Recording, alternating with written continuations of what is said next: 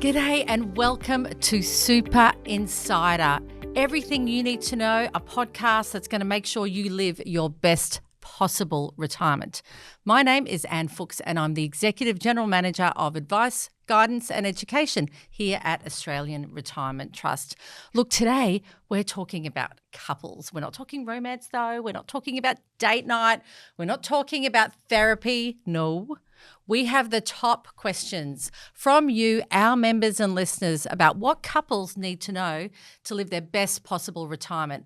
And I'm thrilled to be able to introduce our education specialists, April Smith and Kane Everingham, to take you through that. But before I do, of course, it's important just to remind you, this is general information only. So you got to make sure it's right for you. Get some financial advice, pick up the phone and call your super fund. Call us at Australian Retirement Trust, but have a listen. Couples, it's all about you. Thanks, Anne. And hello, everyone, and thank you for joining us for today's episode, Superannuation Strategies for Couples. My name is Kane. I'm joined by my colleague, April. Hello. And we are part of the education team at Australian Retirement Trust. Now, if you're looking to navigate superannuation and retirement planning as a couple, then today's session is for you. And if you're single, listen in because, hey, this could be really good information when you meet that Mr. or Mrs. Right in the future. Now, before we go any further, I do want to touch on one of the most common questions we do get asked. Why can't I have a combined super account with my spouse? We can do it with bank accounts. Why can't I do it with super? Well, legally, you can't. You have to have a separate account. Even with a self-managed super fund, members of the couple will still have their own balance. So all the individual super rules like contribution limits, etc., they will apply to you individually. Now, although you can't combine your super, you can move some of your super or some of your money into your spouse's super fund, and there can be different reasons why you might want to do that, and that's what today's episode is all about. We're going to touch on those. Now, just a heads up, through today's episode, we'll primarily be using the term spouse as we go through. Look, please know that when we say that, it's in line with the ATO definition of a spouse, which includes a person of any sex who you're in a relationship with on a genuine domestic basis. So today we're going to look at a number of super strategies for couples that you may want to consider. So I'll just touch on those briefly now, and then we'll get into a bit more detail.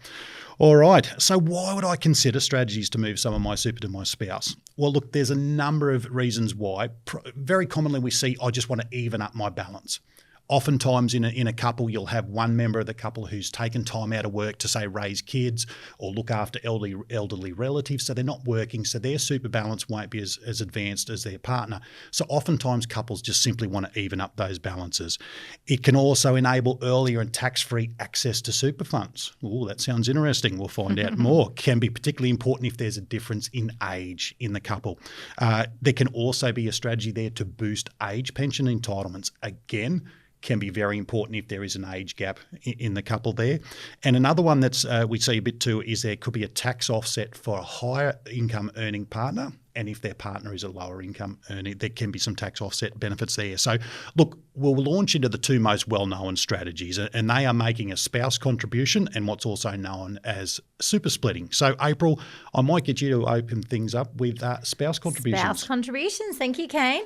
Well, a spouse contribution is whereby basically, if we've got a spouse who is a lower income earner, we're looking at topping up their superannuation. So effectively they might be, maybe they've gone part-time because they've had, children. What we're doing is effectively putting in, at the moment, this is what it is, at $3,000 into their account, and then the higher income earner can claim that as a tax offset. Those figures might change, so just do some homework on this one. But effectively, if my spouse is earning under $40,000 and I put $3,000 into their account, then I may be eligible for a tax offset of 18% or up to $540, depending on what their salary is. Okay, so that is the spouse contribution. But Kane, can you please take it away with what is spouse splitting? Sure. So super splitting, you might have heard that term. If you haven't, again, lots of help online. But super splitting essentially just means transferring part of your before tax, or you might know the official term concessional contributions. You're just splitting some of your before tax contributions from your own super fund over to that of your spouse's. Now, a very common example example of this is we'll find that I might want to split up to 85% of my before tax contributions to my partner's super account. Why is it 85%? I hear you say. What's happened to the other 15%? Well, that's what has to go to the government in tax when you make a before tax contribution to super. Now, I'll use an example. Let's say over the course of a year, I salary sacrifice $10,000 into my own super account. I can choose to split 85% of that, or in that example, $8,500 over to my partner's super account. So that's a strategy available to me as a couple. Now, be aware there is obviously eligibility requirements, so please make sure that you are eligible before you try and launch into this. Good idea to check with your super fund. What type of contributions can you split? What makes up that component? So it's any employer contributions, salary sacrifice contributions you've made, or they may even be an after-tax contribution that you've made and then made a tax deduction claim on them as well. Now, I do want to point out any contributions that you make, even if I split them, if I stick with my example of splitting, say, $8,500 to my wife, the money that I put into super, that still counts towards my contribution cap. So it doesn't reduce it. It actually still contributes towards that contribution cap. And as I said, make sure you check eligibility before you launch into something like this. And as I said, a lot of resource online if you want to find out what those are. And look, so we've gone through spouse contributions and super splitting. Now, April, I think we should run through some examples of why might you shift your funds around between each other in a relationship. So say for example, we've got Joe and we've got Hannah. So Hannah's 55, Joe is 45. There's a 10-year age gap there. Now, what they're looking at doing, so their plan is for Hannah to retire at the age of 60. So she's willing to, take the Band-Aid off and just go grey nomad all over Australia, and she wants Joe to come with her. The thing, though, is Joe can't actually access his superannuation until he reaches his age of 60. So what Joe is going to look at doing is he's going to split some of his super up into Hannah's account so that they've got a little bit more money to play with for when Hannah turns 60, and effectively they might be able to retire Joe as well at the same time and enjoy that Winnebago around Australia. So that might be the plan of, retiring with Hannah, the oldest spouse. Another reason might actually be, for Joe or Hannah, for Joe moving his funds up, they might just want to reduce debt. They might have a mortgage over their head and that just really hurts them in their pocket. So what Joe might want to do is, shift it up to Hannah's account where she can start accessing that superannuation earlier to pay off those debts. And maybe that might even mean, Joe might not be able to retire completely with Hannah, but he might be able to go down to 3 days a week at work. So it's just about shifting the money around, about doing what you need to do effectively. Is it travel? Is it paying off debt? Is it dropping your hours? Is it retiring earlier?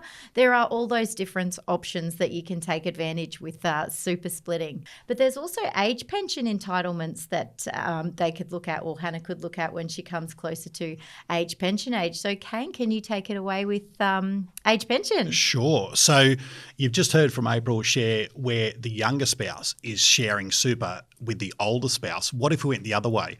So in this example, we've got Hannah who's 10 years older. So Hannah is actually going to hit her age pension age first. Now, when she does that, as the current rules stand, anything she has in superannuation is fully accessible for the age pension. Now, anything that the younger spouse, in this case Joe, anything he has in superannuation in an accumulation phase is not accessible by Centrelink. So this is where you sometimes see strategies where the older partner might start to move some of their super into the younger spouse's name and into their account. So let's say Joe ends up with $1 million in super when Hannah eventually applies for the age pension. That $1 million sitting in Joe's super account, if it's in accumulation phase, is not counted under the current rules. So it could maximise the entitlements that Hannah gets. So that is a common strategy we see. So Hannah would be able to maximise age pension entitlements until, of course, then Joe turns his super into an income stream where it would be counted, or if he reaches his own age pension age. So just another key strategy going the other way. So I'll throw back to you now, April. So there's a thing called a transfer balance cap. Can you talk to us about where that can be a bit of a strategy amongst couples? So Hannah might actually have, let's say, for example, Hannah has $2.5 million in superannuation. There is such thing called a transfer balance cap.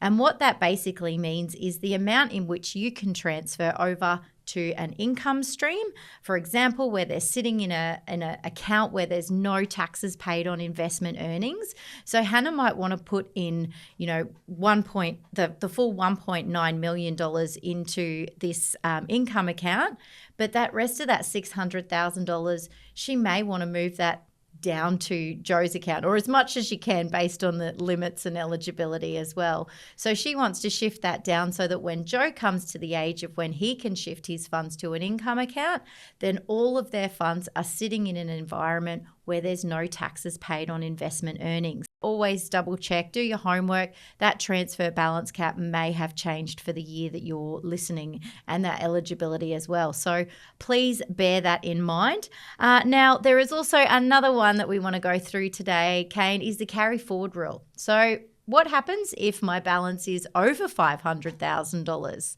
Yeah, thanks, April. So there is a thing called the carry forward rule when it comes to your before tax or concessional contributions. Now, what essentially that means is there is an annual limit for how much you're allowed to put into your superannuation before tax every year. Now, that does change year to year, so please ensure when you're listening to this episode that you check what is the annual limit for the year that you're in. Now, in previous years, though, if I haven't utilised that full cap, so if I haven't put every dollar in that I could, in future years, under this carry forward rule, I would have the ability to make up that difference that I didn't maximise in previous years. Now, I can only do that, though, if my superannuation is under $500,000 as the rules stand. So that's where sometimes couples will want to move their super between each other's accounts because, hang on, what if in this example, Hannah's super is getting close to that $500,000 mark and she wants to take advantage of this carry forward rule? She might look to move some of her super into Joe's account to keep her balance under that $500,000, and then that can enable her to utilise that carry forward rule. So again, something to keep in mind. Definitely check the eligibility and what the rules are when you're looking at something like that. So April, there is another very common strategy. It's more for later in life when someone's got full access to their super, and I've heard it called a recontribution strategy. So April, would you like to talk to us about that, please? Yeah, thank you. So effectively, you were talking just then about the concessional contribution cap.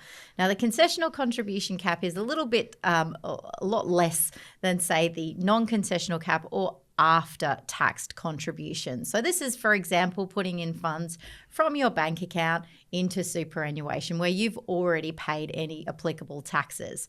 So it's a little bit more generous as to how much you can put into your superannuation. So effectively, what Hannah might want to look at doing is she might want to look at taking out, a lump sum from her superannuation and putting that into Joe's account. Because remember, I used that example, if she has $2.5 million, she might want to use, transfer over quite a bit of money back into Joe's account. But another thing we do here, when we talk about spouse strategies, is what happens if I break up with my partner? And we don't want to think about it. We want it all to be roses and our relationships to last forever. But if in the event, a relationship does break down, there is always the family law split process. So yes, if you are shifting your funds to your spouse's account, it does become their money. But in a family law process, what happens is the lawyers will look at your superannuation and your external assets, and they will work out a fair system of who should be receiving what assets and what amount. So I just wanted to touch base on that and put that one out there.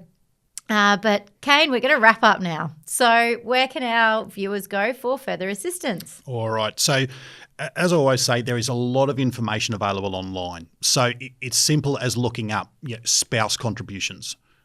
What is super splitting? Have a look online and you'll see a lot of great resources come up. And as always, I just caution you, make sure what site are you looking at. Make sure it's either a respected authority like Money Smart or check your super funds. A lot of the super funds will have some great articles explaining what these are. So really great place to go to find out. As part of that, definitely need to check your eligibility. I can't stress that enough with any of the strategies that we've talked about. They're certainly not for everyone. Check your eligibility. Can I do it? And then also, does my super fund allow me to do it? Because there's different rules and different things that super funds do. Some, like for example, use their own forms. Some will let you use an ATO form. So there's some different stuff in play there. So make sure you check with your super fund as well after checking your eligibility. Again, your fund's website's often got a lot of that information there anyway. if you want to move super between accounts, just be aware it is a complex strategy. Seek that professional advice if that's what you need to do. And I can't stress that enough. Make sure you look at your eligibility, what benefits there may be. The big one that you heard us talk about, like age pension entitlements, are you even going to be eligible for them? So is that something you even need to look at? So again, a financial advisor would look at your qualifications, for example. So they'll look at your situation. Is this going to be something that's of benefit to you and your partner or not? So again, just make sure that if you're looking at these strategies, are they appropriate for you and your partner?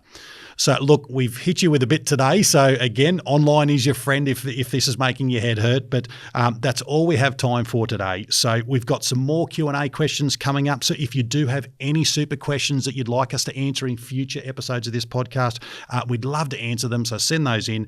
If you want to shoot through some ideas or questions for future episodes, just shoot us an email at podcast@art.com.au. Thank you for listening to Super Insider, and we hope you can join us again next time.